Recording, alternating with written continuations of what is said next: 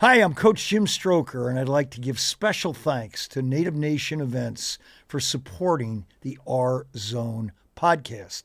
Native Nation Events is a nationally recognized conference organizer catering to elected officials, top executives, and decision makers throughout the Native American industry. I've had the honor of speaking at a number of their events and conferences, and let me tell you something. These are powerful experiences that help shape the future of Native American community, and I'm proud to do my part in any way. So please show your support and learn more at nativenationevents.org. That's nativenationevents.org, and thank you for supporting the R Zone podcast, wherever you get your favorite podcasts. Okay, on this episode, you're going to see and hear the so-called GOAT, G-O-A-T, of the mental health world. I mean, isn't that amazing to have someone here who really has now spent almost her entire life studying mental health? And we all know it. Right now is a period of mental health crisis, not only for kids, but also for caregivers, teachers, and administrators. So on this R Zone podcast, you're going to see and hear the best. So it's going to be a great one. So it's all happening right here on the R Zone.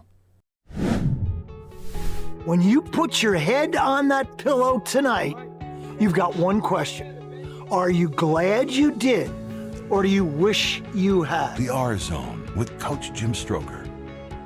We've all had people along the way in life who make a lasting impression. For me, one of those people was my high school basketball coach, Jim Stroker.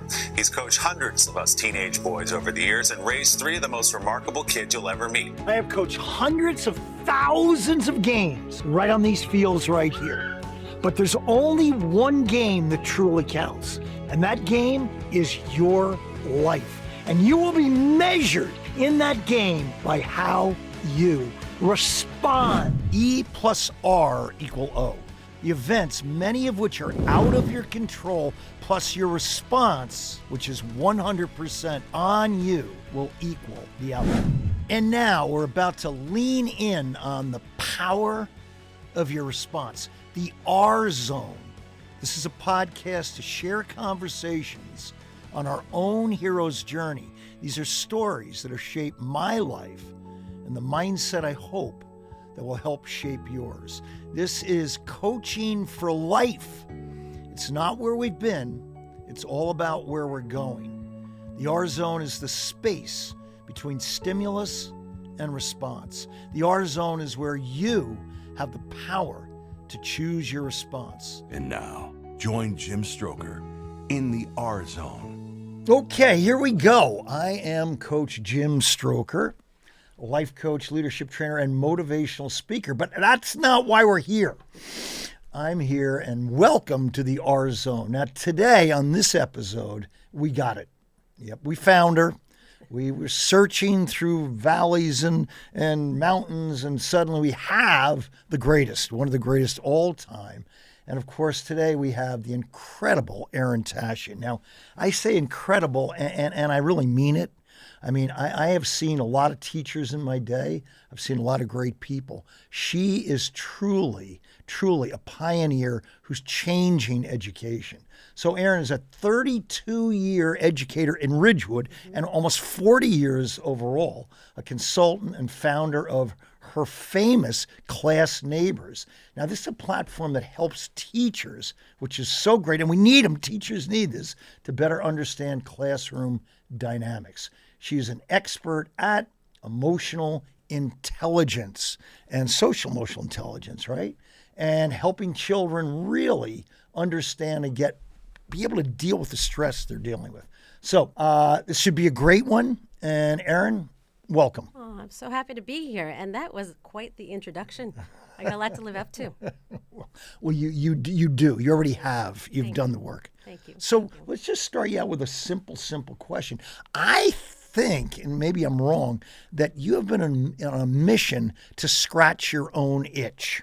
That's so true. Yeah, I mean, it doesn't sound great, but it's so Well, true. yeah, and I mean, you were, and I saw you, I witnessed you, like, I care so much. I'm obsessed with teaching, but something's wrong here. I'm not feeling, I'm fatigued, I'm beat up, and I don't see the same alertness and excitement in kids. So you went on this mission, instead of being a white belt going, this sucks, the kids are terrible, teaching's no good. You said, I'm going to change this. And that mission has been incredible, right? For sure. I mean, I am obsessed with education. Yeah. People who know me know that. I'm super passionate about teachers. I'm super passionate about the system, making sure that they're supporting teachers as the number one priority.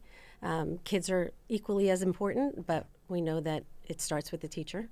So yeah, my whole life's mission has been trying to understand for myself as a teacher how to manage my experience in the classroom.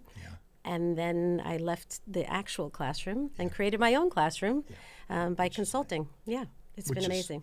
Amazing, like kind of a hero's journey in a way. For sure. Because you were in the dark cave and it wasn't working. And then through that experience, you gained this wisdom and insights that you're now giving to others, right? Yeah. And so how does it feel now to have gone through this journey of coming back home, and truly now, I mean, does it feel like you really are able to help, support, and give tactics and strategies to teachers to help them? I mean, I think so. I think that it's a journey. I mean, I will share just a little bit of that journey for me.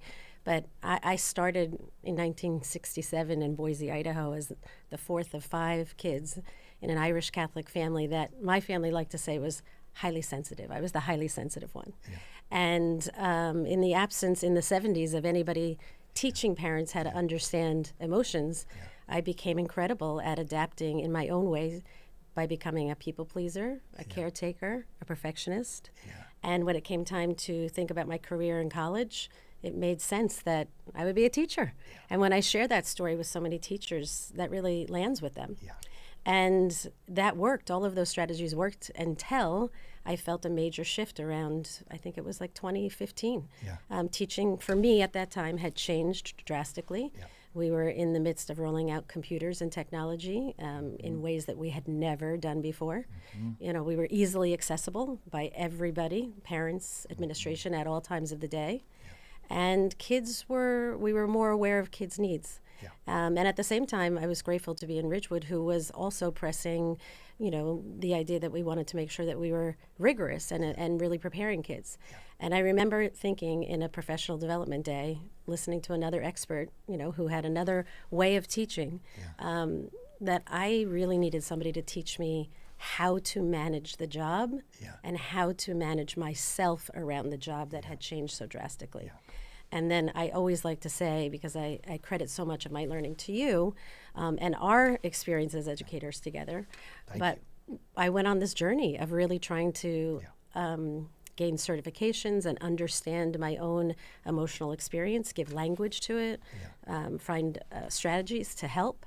And then as that shift changed, what was going on for me as a teacher, I brought it into the classroom. And kids were reporting feeling less anxiety, more calm, and my test scores went up. So that was enough for me to say, something besides academics is really important here. And, as you like to say, when you think you have it all figured out, the universe says, okay, big shot. So I thought I had it all together. I was teaching, at night and sharing my wisdom with other districts, even though I was still teaching in the classroom. And then the pandemic hit. And that really was another opportunity for me to rethink and redefine my own strategies, because that was equally as challenging. So to your question, I think I don't think I'm on this path of finding a destination, but really just trying to enjoy the journey of what it means to be human in this world, which means we are, many of us, driven by our emotional states, and that changes with the wind. So So you've been on this, incredible investigative journey to figure out, how do I handle these feelings that are inside of me, right? I mean, this emotional regulation, which sounds so cool, like, learn how to manage your feelings. But gosh, that's hard, isn't it? Totally. And you've had a chance to experiment yourself with that emotional deregulation or whatever. And so now, what are the tactics and strategies that you now have said, look, these are non-negotiables for me? In order for me to be the model of or teach this, I have to be that person that's calm, focused, confident, optimistic, grateful, blah, blah, blah, blah. Sounds so cool. Yeah. What do you personally use to really control yourself? I mean, I think it shifts and changes on the day and the year and the time of my life. But I would say that it's really important. The first step, I think, is really understanding your emotional experience. I mean, not all of us have the same emotional inside experience. Yeah. And really just starting to recognize how the emotions are showing up. Yeah. For some people, they're not even aware that maybe a passive-aggressive comment might be because they're feeling something, or that they're getting quiet and withdrawn because they're feeling something. And so I think that the first step for me is always in awareness, what's happening within me. We talk a lot about, that present moment awareness of just recognizing what's going on. Is my heart racing? Am I starting to get in my head a little bit? That's usually an indicator that I'm feeling something. Yeah. And the idea around really understanding emotions is not in an effort to control them, but it's really in an effort to understand them, understand where they're coming from, and how to best use them. Yeah. Yeah. Because it's just information. I love that. Yeah. Yeah, and you and I do have one very distinct commonality. And first of all, we're both in love with your husband. Yes. And don't say that the world. Like, you love him and live him. I love him just because he's the greatest guy in the world. But another person that we both love is Viktor Frankl. Totally. Because he gives us this gem, this golden little ticket, and tells us, time out, wait a minute. No matter where you are, no matter what's going on, there's still a space between, in our show, E plus R equal O, the event and how you respond. There's a space in there. And in that space holds your freedom to choose your response. But you just brought up a great, pregame, we were talking about the space, which sometimes when emotions kick in, the space goes here, right? Like, yes, I know I should not blurt out at that guy on my tail, but they're this far away, so get off of me.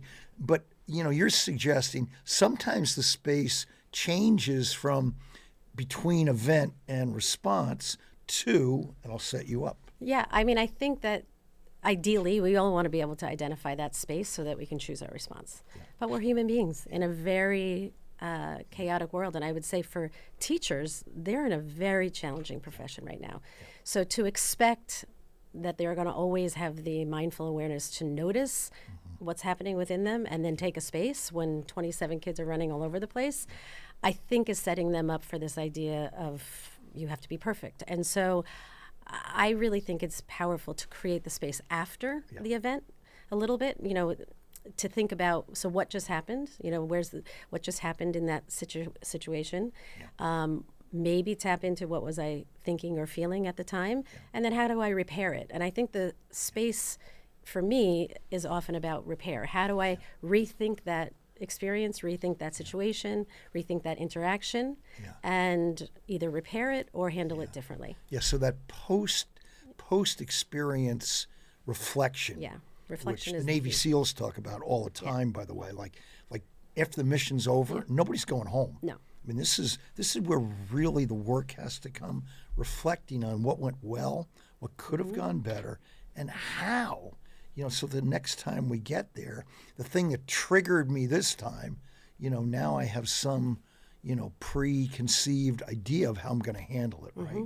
So, what you did at Benjamin Franklin Middle School is you were somewhat of, kind of like one of the crazy ones, and you remember the I won't go through the whole thing, but I just love it. Like, here's the crazy ones, the misfits, the rebels, the troublemakers, the ones who see things different. And they're not fond of rules. You weren't. They're not the stat. So and then pictures of course, Amelia Earhart and Jane Goodell and Eleanor Roosevelt and Lady Gaga, and then Erin Tashian would come up because you were in your classroom, like being a rebel. Yeah. I mean, you were one of the first ones that no, we do breath work every day, and like you can't do breath work every day. You've got to get to the information that's got to be passed. But you were like, yo, watch.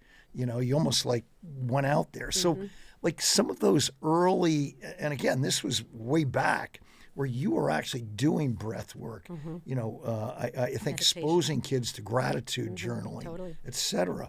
So, that's what I would hope every teacher would do every day. It's not SEL day, Friday. So tell me more about what drove you to be such a misfit. Yeah. And I like to think of the word like I'm a disruptor.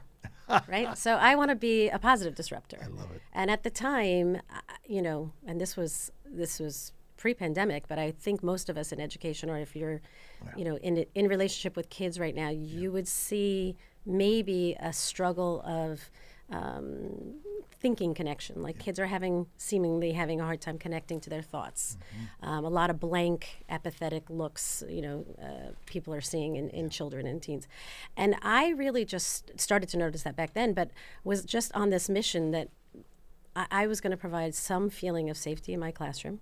And for me, it started with breath. And I know that's not comfortable for everyone. And there's lots of ways to invite that into the classroom. It doesn't have to be through breathing. And it doesn't have to be teacher-led. It could just be part of the classroom experience. Students love to lead, things like that. But it's allowing the anchor of your classroom to be around, this is a safe space. We're going to pause and breathe for a second and settle. And then we're going to get into the learning. And a big part of that for me was thinking about the beginning and ending of my class. How was I designing the beginning and the end? So important to anything, beginning and end of the day. But like, was I giving my kids an opportunity in the beginning to just breathe for a second or calm down? And was I leaving them at the end of the day with that same feeling before they exited into the hallway? I love that. And that's just simple practices that teachers can utilize. And by the way, makes them feel better too. It doesn't have to be, I did a lot of meditation and breath work. It doesn't have to be that. It can be a reflection, as you said, notebook. It could be coloring. It could be any short practice that allows kids to disengage for a minute, come back home, and just allow the nervous system to come down. I love that. Yeah. So you were, again, an early advocate of this kind of long, kind of ambiguous word that was thrown around, mindfulness. And people were like, what do you mean mindfulness? And you were there, telling people like, no, it's being in the present moment, like actually being where you are, as if, as John Kabat-Zinn would say, as if your life depended upon it. And, I, according to the Harvard study, like 47% of the time, our minds are wandering. They're off somewhere else. And you and I both know the wandering mind is not really in the present and not really happy. Normally we go to default to the negativity bias, et cetera. So bringing kids back to the present moment can be hard, especially when the present moment isn't fun. And that kind of breaches into the term we've been throwing around, amor fati, the love of everything. But to like this is going to be hard, feel the hard, So tell us how you integrated in like the power of now and really helping kids become more mindful, whether they're eating grapes and feeling the grape in their mouth or whatever, blah, blah, blah. I think that's the challenge for all of us right now, right? We are a society that's heavily distracted, heavily overbooked. And I think a lot of that is, for many of us, our way of regulating our feelings. And I know for me personally, I don't like to say that I'm an expert, but I'm a companion on this journey of understanding my own emotional experience. But I have a hard time sitting in uncomfortable feelings. And I don't think I'm alone. No, I think a lot of us do. don't like that feeling. And so we pick up the phone or move on to the next thing. And all of that does keep us out of the present moment. And I started, 15 years ago as a mindfulness practitioner. I've moved away from that term, not because I'm disassociating from it, But I have found that in education in the schools that I'm working in, immediately that connotes I can't do it, and I honor that is challenging for some people. But there's other ways that you can come into the present moment outside of breathwork and meditation. Sometimes it's just a conversation like this, but it really, my focus is always, it starts with the teacher in the room first, and then we can practice it with students. But it's really important that teachers are getting that support, because they're also, underwater, and rightfully so. And it's not, our responsibility is not to sit in that feeling of I'm underwater, so I don't know what to do, but to find people and ways that we can begin to problem solve our way out of this as a system. It's really important. So you shared with me a great story yesterday that we don't have to bring back on tape, but I think it's so important because, back to E plus R equal O. I just keep going back there. And, us framing or reframing the event, the experience, and part of emotional regulation is having the subtlety or nuance to be able to look at things with different eyes, a different perspective. And the older I get, it seems like the whole thing is the story you're telling yourself. I mean, that's it. Is this a good interview or a bad interview? Is this a great experience or a hard, whatever. So tell me more about the power of reframing. And maybe you want to bring in your daughter's story about how she reframed, but maybe not. But just why is that so crucial, and to be aware of it? I just have a lot of thoughts around that. And I'm going to start with first even understanding that concept of, which is a strategy, reframing, or, re-narrating your story, which is a mental health practice. But that involves you actually being aware of what is your thought pattern and understanding how your brain works. And that's why I just keep going back to this, mental health support for educators starts with the awareness of how does the brain work? What are your typical thought patterns? We all have typical thought patterns. Mine are very different than yours. And they start off from, our childhood. And I think it's just really important that we acknowledge that the brain is adaptable. It can change. And one of the ways that we change that neuroplasticity is through reframing our thinking, or retelling that story, which is an incredibly powerful practice. But to jump right there, I think, and skip over the understanding of the brain, it's not as impactful.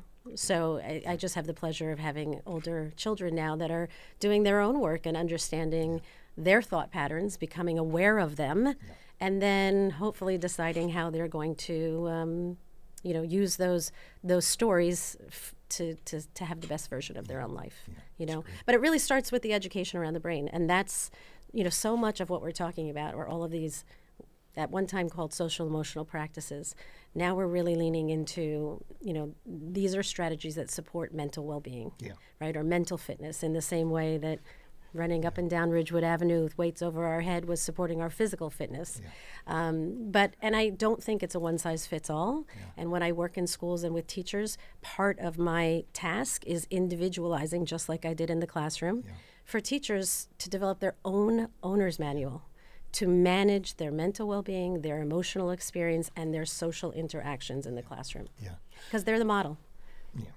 I remember maybe 25, 30 years ago, there was an educator in Ridgewood by the name of George Livinati. He was the first one that brought in this word called metacognition, which is like thinking about thinking. I mean, we should really, it was really, rare to actually go in here. And now it's so commonplace because, in the world of athletics, which I've just been in all my life, this inside game, really controlling your self-talk, your breath work, your visualization, getting that script down. Like that's for top level performers, like everyone's into this. So I always think come on, why aren't we really, doubling down with kids on emotional intelligence skills, especially with AI coming at us and is going to be able to take us in a different direction. So I know you've done a lot of work, and this is who you are.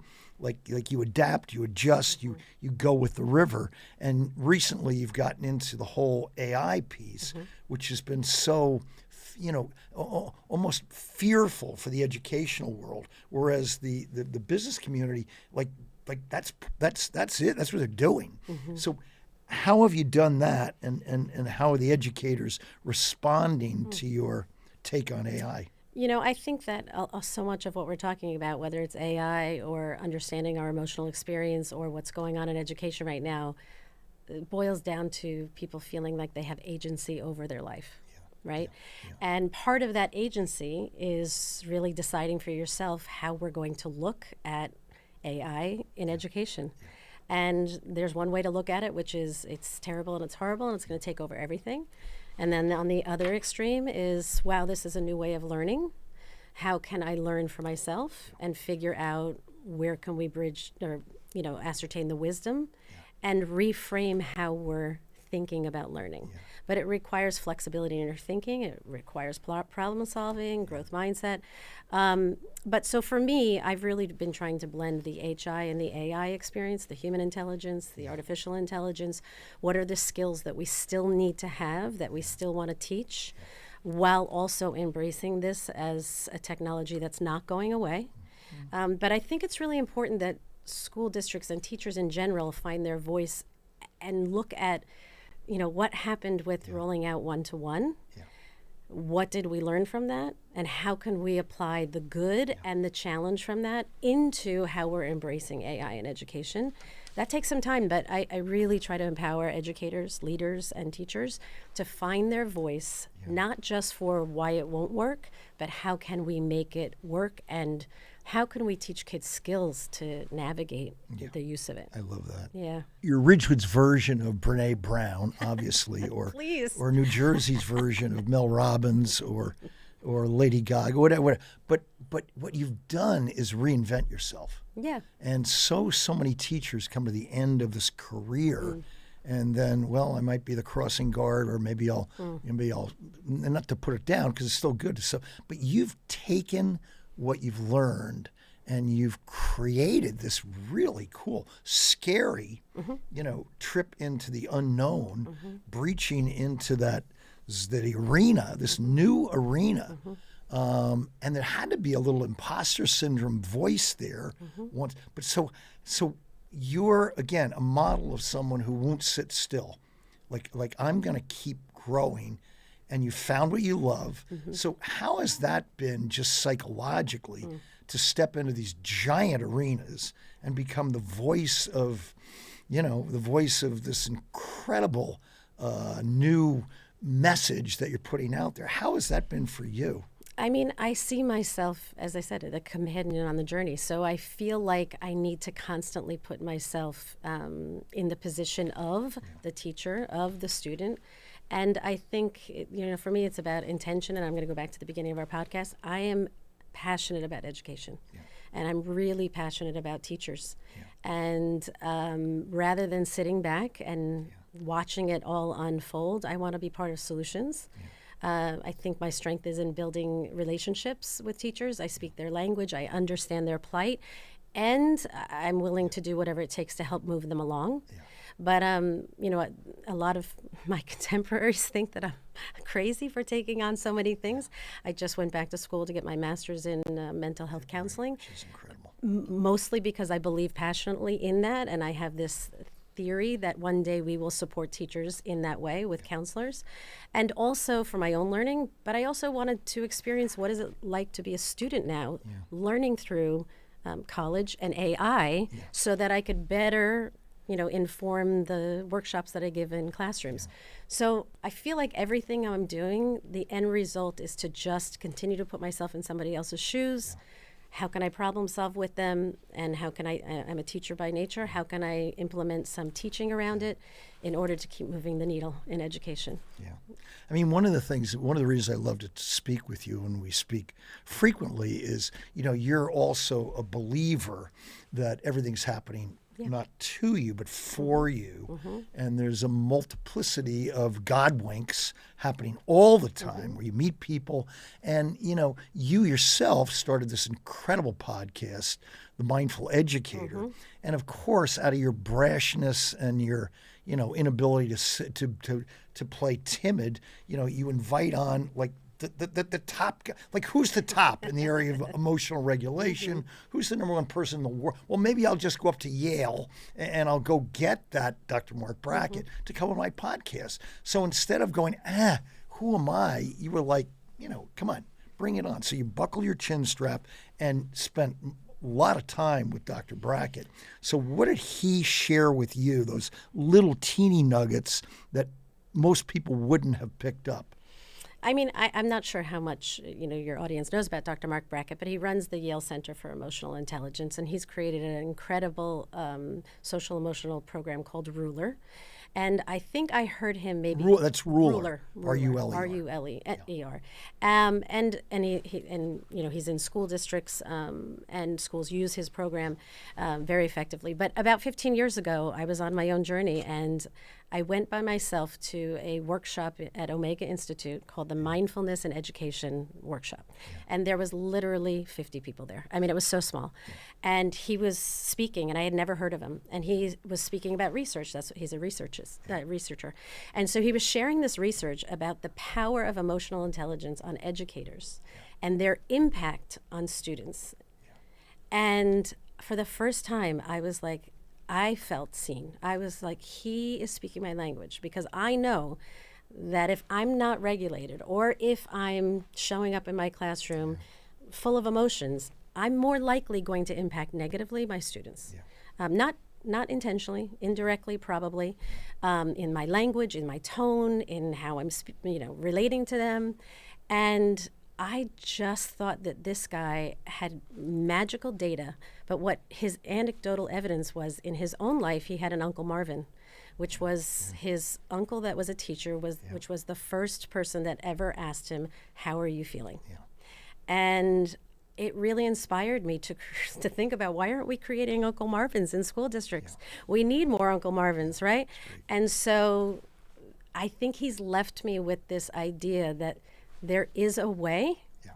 The system isn't set up to create Uncle Marvins. It's set up to create incredible, teachers of content and highly intellectual people and great instructional practitioners.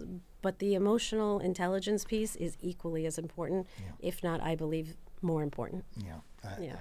It's. So I'm on a mission to continue to find ways to help teachers become those Uncle Marvins. So there was a great book, like a really great book, I know you must have read it, by Dr. Seuss, If I Ran the Zoo. An old book. It was a great one. But, the concept is that, if you ran the zoo, the school, I'm being a wise guy, but if you took over a school, I mean, there are right away, I would make sure there's more interaction with kids, kids talking to kids, or working on these skills to develop something that you're going to take with you for your whole life. I mean, I can pick up my phone and, be a genius by showing you what I just found out on AI. But the hardest part of life for me is staying in that calm, focused, confident, grateful, optimistic state. So if you were to run the zoo, quote unquote, I don't want to put you in a great school, what are some little things that you definitely would place into that school? I mean, it's tricky because I've never been an administrator, so I don't want to speak from that lens like I know. And I also recognize how incredibly challenging it is to run a school or a school district. And I'm fortunate enough to work in many school districts with incredible ed leaders that model emotional intelligence all the way around. They invest in people like myself and other people coming in. As you say, they walk the walk. But for me, the foundation of everything is really what you're doing in your own life and how you're showing up in your schools. And listen, I'm married to an administrator, and I see the challenges that he faces every day. I'm also a teacher, and my friends are all teachers. It's challenging. And I just want to acknowledge for everybody in education or as a parent right now, it's hard. Yeah. It is not easy. Yeah. And growth mindset, there are small ways that just might make things feel a little bit better. Yeah, I love it. One of the things that you've shared with me is you're a lover of Brahma Muhurta, and that's a yoga term that is kind of cool because it sounds Sanskrit-y and fun. Yeah. But Brahma Muhurta is this golden time before the sun rises, and this kind of place where the gods and goddesses come in and share their wisdom with you. And of course, Stephen Pressfield in his book talks about so much. But I know you have found insights and wisdom and gems in that early hour. And I don't know, I'm a coach, like, get to the game early. I mean, you can't show up to the game a minute before. I mean, you've got to do some pregame. So I know you do that every day. So share with us a little bit of your like pre-morning package that's brought you this incredible wisdom and insight. So it's so funny because I think everything we're talking about is like I'm on a continual journey. And for the majority of my life, I was a 5 a.m. person like you. And we often would talk about this, and I would sit and I would have my coffee and I would think. That was like my thinking time. Contemplate, get in touch with what was going on inside. I'm a big writer. I would write in my journal, notebook. I would read. It was a time for me to just be contemplating what was going on. And that was such an anchor in my life for how my day started. And then I am approaching 60 and I'm working a ton, and sleep has been incredibly important. And I've also been rethinking my relationship with striving and stress and rest, I should say, striving and rest. And I have now started to listen to my body a little bit more. And if I'm not ready to get up, I'm not getting up.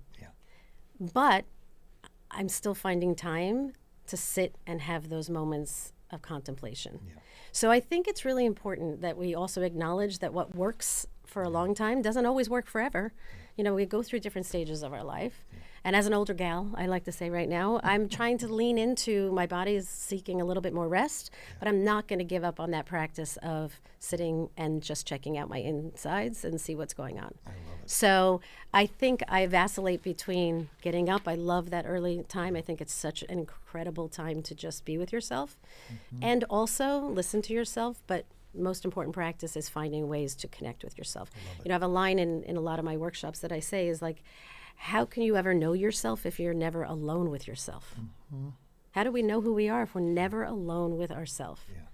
And that's part of building this, you know, what I call the owner's manual. If you don't understand yourself, how are you in relationship with others? I mean, that's a critical part of being in relationships. Absolutely. Is knowing, you know, who I am, what I need, what I value, how I operate best. And it could be totally different than you. A couple of intimate questions, why not?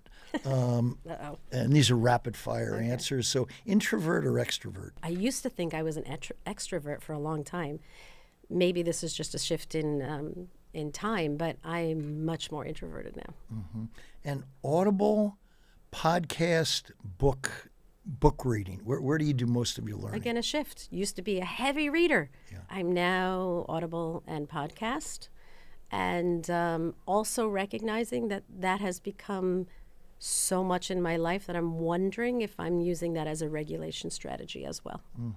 How do you deal with the seasons of this, the 4 seasons? Do you prefer one, and why? I mean, I love the idea of 4 seasons. I'm becoming more aware, not in the winter. I wouldn't say I'm aware of the impact of the winter in winter. But man, that first sunny day, I'm like, oh, this feels different. Winter must have been hard. So that's back to the reflection after, right? I didn't notice it during winter. But when you get that first sunny day, you're like, oh, I feel so much better. Winter must have been hard. You know, it's just, it's interesting. But I love the winter because I'm trying to embrace rest and hibernating. And there is so much value in that.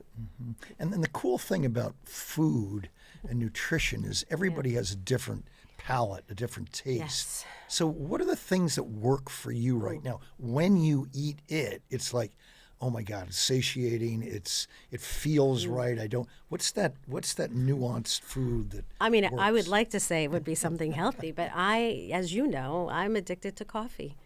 I mean, I love coffee. I love the ritual of coffee. I love the experience of coffee. But obviously, like anybody, when I eat better, I feel better. But I'm also embracing imperfection in that too. You know, there are times when it's okay for me not to always be so clean with a diet. And I'm really trying to lean into my knowing of when is my work a lot. So next week I have a lot of work. So like you, tighten up what I'm doing, lean into my practices. And then after that, I slow down for a day or two, you know, and that's an opportunity to just let go a little bit and dive into things that I wouldn't normally do.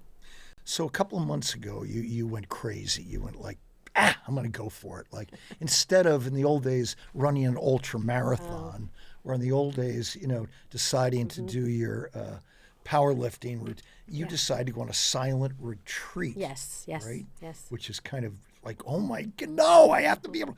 So what was that like, and what would you necessarily, you know, nudge people in that direction, and why? I mean, I'm not sure it's for everybody, but if anybody was curious about it, I would definitely say explore Where was the it? opportunity. I went to the Mindfulness Center of Atlanta. They had a silent retreat, and I'm going back.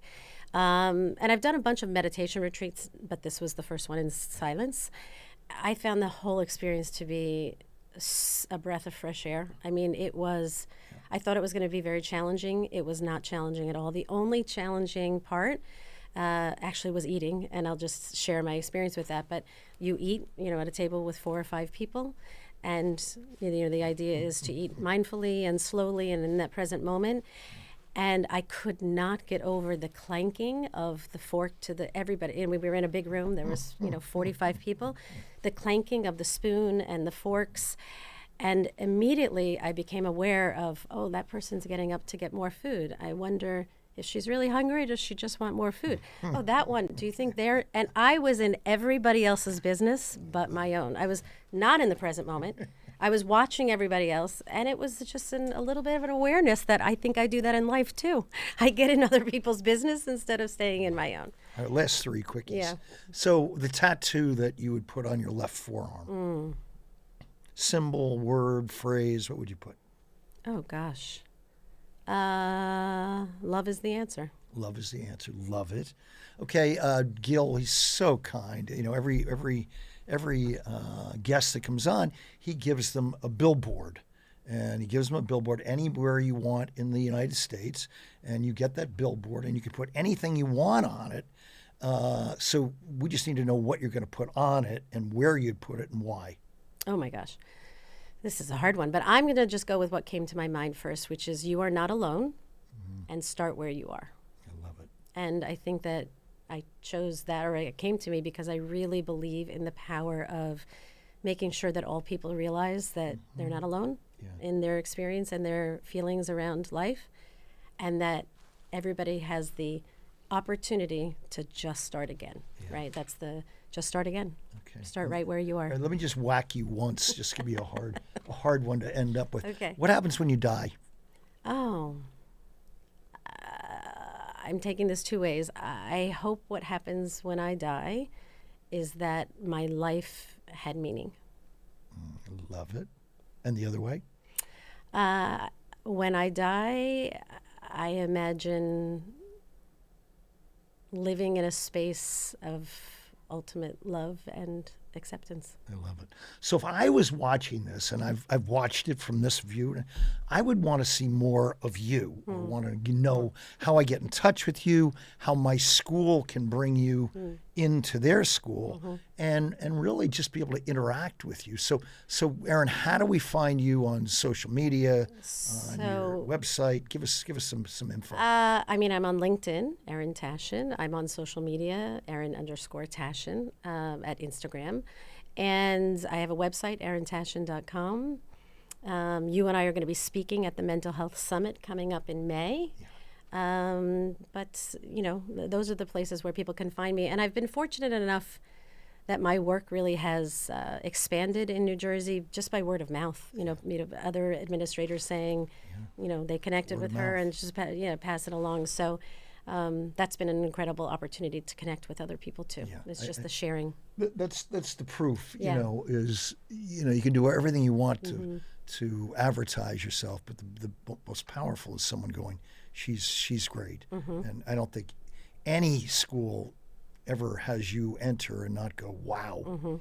So, well, listen, Erin, thank you so much. Thank This you. has It was been so fun. incredible. Such good And questions. Yeah, it's been really fun. Yeah. Really fun. Thanks. So, Thanks for the work that you're doing too. yeah. You are very inspiring. Well, thank you.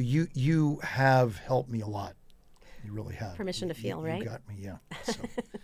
Well, this is Coach Jim Stroker, and you can find me on coachstroker.com. And a special thanks to nativenationevents.org for really being part of this broadcast. And please, if you would, subscribe to the R-Zone podcast. And thanks for watching today. And, take one or two of the little nuggets that you got here from Erin and just go for it. Just give it a shot. So have a great, great day. And Erin, thank you again so much. Love you. The R-Zone is supported by Native Nation Events. Visit nativenationevents.org to learn more. Let's get you into the R-Zone. Coach Jim Stroker has provided a bridge for inspiration and hope for people all over the world. Are you ready to transform your life and your leadership skills? Invite Coach Stroker to inspire your students or motivate your teams, offering personalized keynote speeches, dynamic workshops, inspirational life coaching, and comprehensive leadership training. From Fortune 500 companies to students all over the country to nonprofits and individuals. Empower yourself to become the best version of you with Coach Jim Stroker for speaking, workshops, training, or coaching. Work with Jim Stroker. Visit coachstroker.com to start your journey today. Let's get into the R-Zone. For more, follow Coach Jim Stroker on socials. And be sure to subscribe to the R-Zone podcast, available on all major platforms, including Spotify and YouTube. And don't forget to pick up a copy of Coach Jim Stroker's new book, Huddle Up, available now on Amazon. This production was recorded at Ignite Creator Studios, Digital Media and Content Strategy. Visit ignitecreatorstudios.com.